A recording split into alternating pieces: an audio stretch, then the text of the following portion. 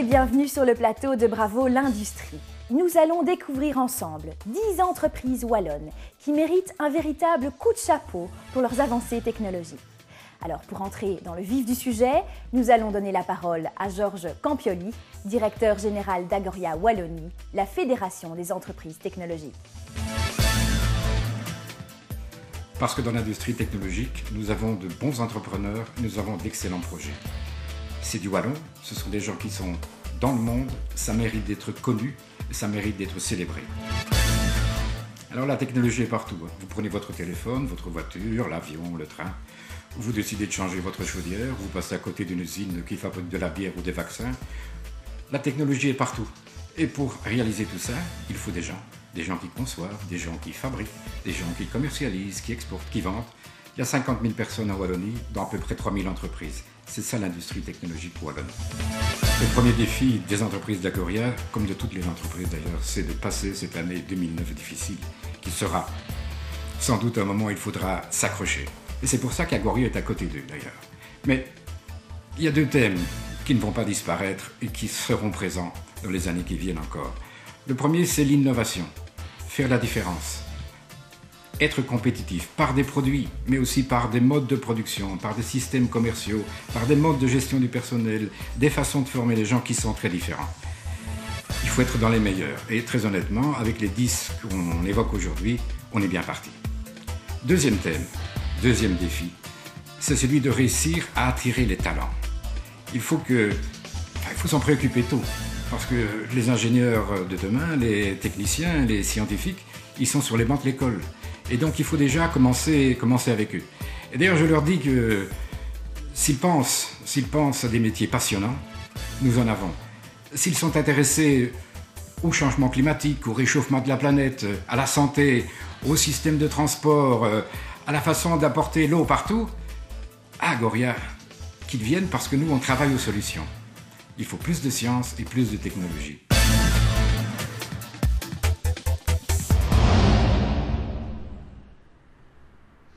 Nous voici dans la province du Hainaut, à Tournai, devant la société Technor. Allons voir ce qui s'y passe.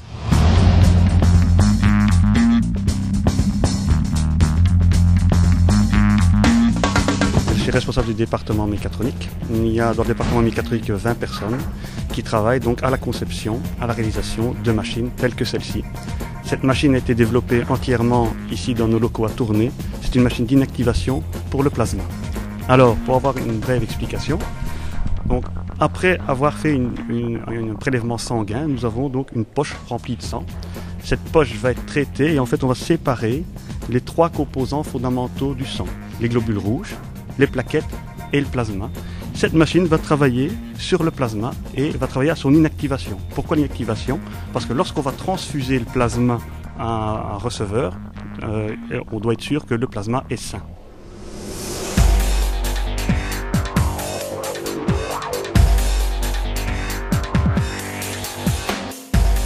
Et bien avec l'équipe mécatronique, nous avons réussi à faire une machine donc plus sûre, plus petite, plus efficace et également qui consomme beaucoup moins d'énergie que les autres machines sur le marché. Le métier que nous faisons est un métier passionnant. Sans cesse, nous avons de nouveaux défis technologiques. De plus, cette machine est vendue donc partout dans le monde et elle améliore la santé des gens.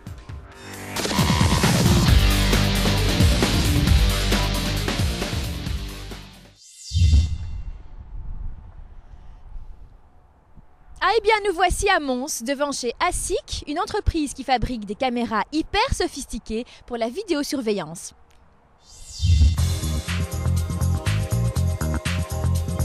ASIC propose des solutions logicielles de traitement automatique de l'image pour la vidéosurveillance et le comptage de personnes. L'intérêt de ces systèmes est de quelque part remplacer ou aider l'être humain dans la surveillance, dans certaines tâches de reconnaissance de personnes, de véhicules, de détection d'événements anormaux. Donc habituellement, la vidéosurveillance intelligente est appliquée sur des caméras fixes classiques, comme on voit dans la rue. Chez ASIC, nous avons travaillé sur une nouvelle génération de systèmes de surveillance avec des caméras thermiques, donc sensibles à la chaleur.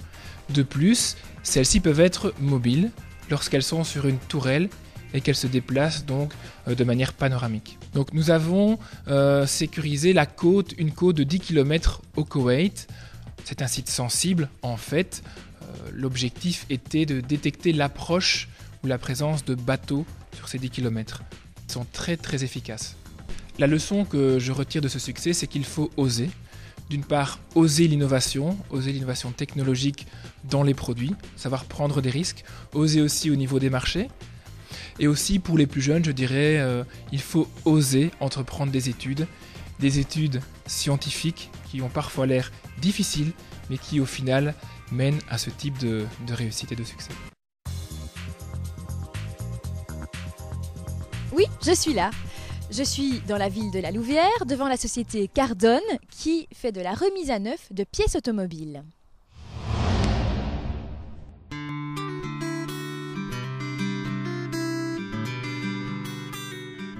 Le métier de Cardone consiste à la rénovation de pièces automobiles, donc par exemple des freins, direction assistée, des pompes, et ça consiste en fait à prendre des pièces usagées, des vieilles pièces, à leur faire subir un cycle de production pour en avoir une pièce à nouveau utilisable dans sa fonction d'origine.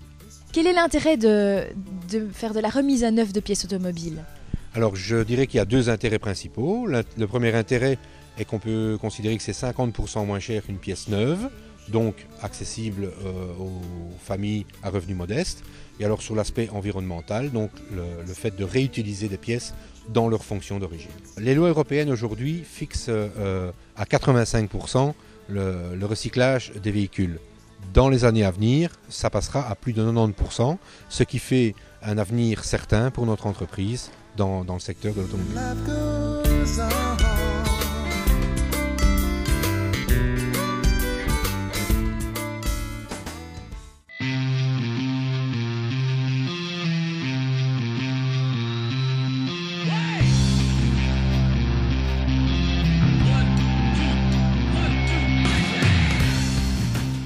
Alors Alstom est particulièrement connu pour ses activités dans le domaine ferroviaire.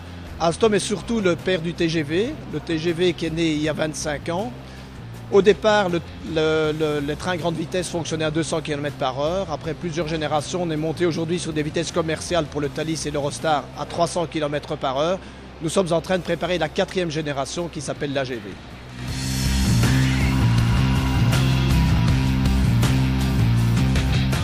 Alors l'AGV, c'est la toute nouvelle génération des trains à très grande vitesse, AGV comme automotrice grande vitesse. L'objectif, c'est de monter encore plus haut, jusqu'à 360 km/h, ce qui permettra surtout de réaliser en moins de 3 heures des distances jusqu'à 1000 km. Donc le secteur ferroviaire est nettement moins polluant que l'avion. On estime qu'un train grande vitesse consomme 60 fois moins de CO2 qu'un avion sur des distances équivalentes. D'ailleurs, on voit aujourd'hui que le Thalys a complètement remplacé l'avion sur des distances comme Bruxelles-Paris. Et depuis que le train est à grande vitesse sur l'Eurostar, on peut également se rendre à Londres en moins d'1h50.